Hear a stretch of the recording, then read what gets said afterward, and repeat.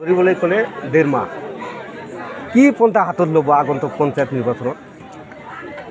আমি পঞ্চায়ত নিৰ্বাচনক লক্ষ্য কৰি ইতিমধ্যে আমাৰ ধুবুৰী জিলাৰ অন্তৰ্গত বিলাসীপাৰা আৰু বীৰসিং জৰুৱা সমষ্টি আমি গঠন কৰিলোঁ আৰু ইতিমধ্যে আমাৰ গৌৰীপুৰ গোলকগঞ্জ আৰু ধুবুৰী বিধানসভা সমষ্টিৰ সমষ্টি কমিটি ইতিমধ্যে আমাৰ ৰেডি 2-4 দিনৰ ভিতৰত হৈ যাব। তাৰ উপৰিও প্ৰতিটো চুকে কোণে গাঁও পঞ্চায়তে ৱাৰ্ডে কাম কৰাৰ কাৰণে আমাৰ ৱাৰ্কাৰখিনি লাগি আছে।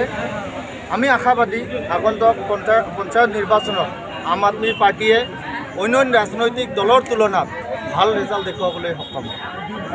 ইতিমধ্যে দেখিবলৈ পাইছোঁ আম আদমি পাৰ্টিৰ কোনো আঞ্চলিক কমিটি নাই আৰু বুথ কমিটিও নাই। কেনেকুৱা দলৰ সংগঠন ভেটি শক্তিশালী? আমাৰ আম আদমি পাৰ্টিৰ ইয়াৰ আগতে আঞ্চলিক কমিটি আছিলে, কিন্তু আমাৰ যেতিয়া ষ্টেট কমিটি ভংগ হৈ গ'ল, ডিষ্ট্ৰিক্ট কমিটি ভংগ হৈছে, অট'মেটিকেলি আমাৰ আঞ্চলিকবোৰো ভাঙি গৈছে।